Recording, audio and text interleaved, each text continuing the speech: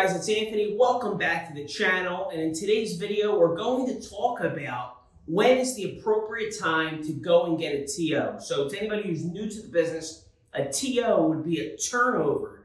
That's when the salesperson turns the deal over to a manager, typically a floor manager or a desk manager that can come and TO the deal. So essentially, come and close your deal. So for people that are a little bit more advanced, you know this already, but for the newcomer, it's important that they know this. A TO is when you essentially go and grab a manager to help close the deal for you. So there's a fine line between when you should go and get a TO, when you should hang in there and grind a little harder. And it's almost a moving target. It really depends. It's a deal by deal basis.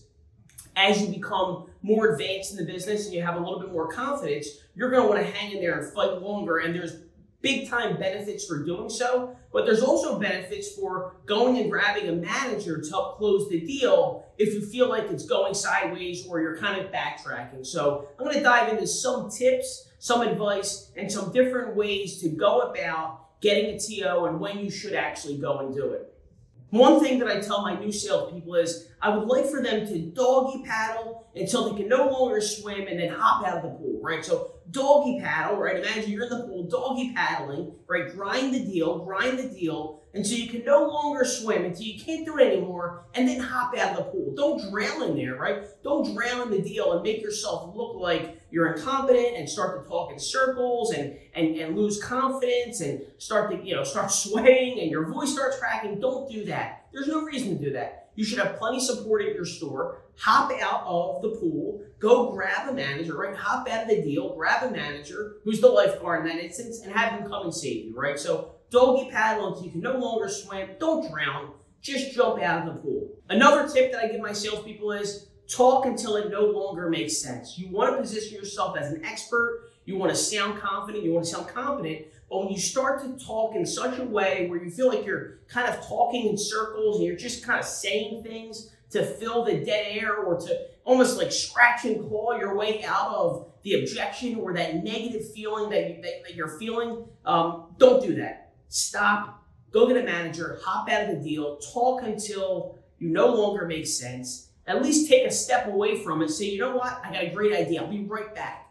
I got a great idea. That's a great word track. We'll talk about all of these word tracks in future videos, or we may have talked from in past videos. Check them out. But jump out of the pool, right? Jump out of the pool. I've got a great idea. I'll be right back. Can I get you anything while you wait? A bottle of water or a cup of coffee? I'm moving away from the desk as I'm saying this. I'm actually halfway to the tower, which is the sales desk for somebody that's new. I'm almost halfway there as I'm saying, can I get you a bottle of water, a cup of coffee? So there's no like me sitting there and then asking them that, can I get you a bottle of water or a cup of coffee? And they go, you know what? We're just gonna get out of here. I make the move and I ask them as I'm walking. So talk until it no longer makes sense. Don't sound incompetent. Don't compromise your integrity or validity. One thing to remember, if you're kind of stuck and you have a little bit of a brain fart and you don't really know what to do in the situation and you're negotiating and it's like, I don't know where to go with this, it doesn't mean it's time for you to go and get the TO. That's not necessarily true. Use the pause as your friend. And we talked about this in other videos as well. There's two ways of going about it. An incompetent salesperson would go just like this.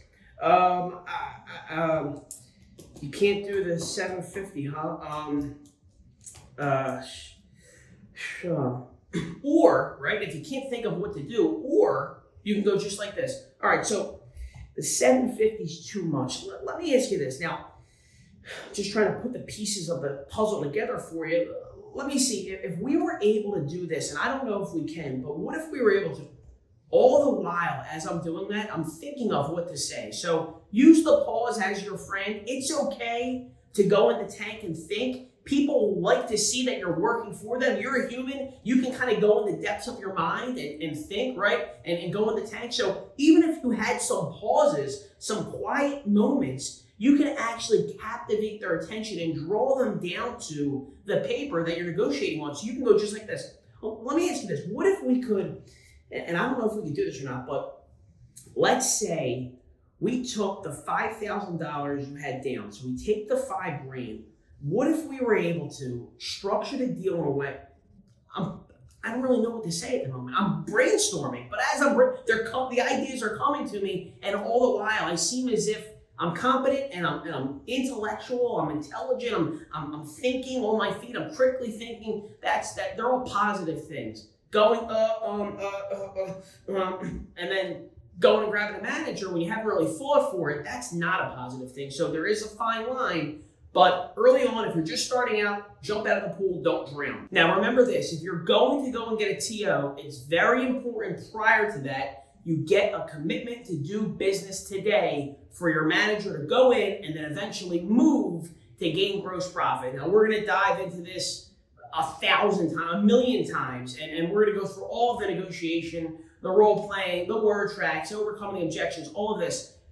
Behind all of that, and down at its core, the most important thing that you can get is a commitment to do business today. Your customer to say that at X amount of dollars down, at X amount monthly payment over X term, they will sign and drive this vehicle home right now. That's the most important thing. Hypotheticals, they don't make car deals. Yeses make car deals. Maybes, maybe I would do it. They don't make car deals. You can't write maybe on a contract. It's yes or no. You're either signing your name or you're not, right? So make sure you get a commitment to do business today. That's the best thing you can bring for your manager. They will then come and now move that payment. Now get more money down, man. Go with a longer term, switch to a lease, use a lesser vehicle. They're gonna do all these things, right? And we're gonna practice this ad nauseum, but most importantly, you have to get a commitment to do business today. At the very least, and I don't suggest you do this early on. I don't suggest you abuse this early on. It's typically called the 11th inning close. You don't want to abuse it if you're a newcomer, where you say to your customer, okay, so what would you do? What would make a deal today? Like, what would make a deal today? How much money down? What monthly payment? I don't like to go there unless it's like the 11th inning. Like if it's literally like the 11th hour, 11:59, like I only go there if I'm out of everything. If I have nowhere else to go and I have no commitment to business, but I do not suggest as a newcomer you do that. But if you're in a store where there isn't a TO available, or you don't have that as part of your process and you have no commitment to do business today and you've exhausted all options, you can go and do that. But this is about going and get a TO. I would recommend you go and get a TO. Don't do that. You don't want to lock yourself into this verbal obligation with the customer, and then even written, if they, if you draw an X and make them sign on a piece of paper, although that's not a contract or binding, it is showing a commitment, you then have to now make up for that commitment that they just gave you to do business that you can't do, and then they get upset and they say, well, you told me you could do it. Even though you didn't say you could do it, they're going to only remember you asking them and them telling you what they can do, and now they're going to hold you to it. So I don't suggest you go there, go and get the TO, but if you can get a commitment for your manager. That'll make it much easier and make you a much more profitable deal. Hey, my friend, thank you for watching. And if you want to see videos just like this one, please like and subscribe to our channel. We really appreciate the love and support. And don't forget, leave some comments down below. I'm looking forward to all of your interaction and feedback, and I can't wait to bring you more videos just like this one. Thanks again. I'll talk to you soon.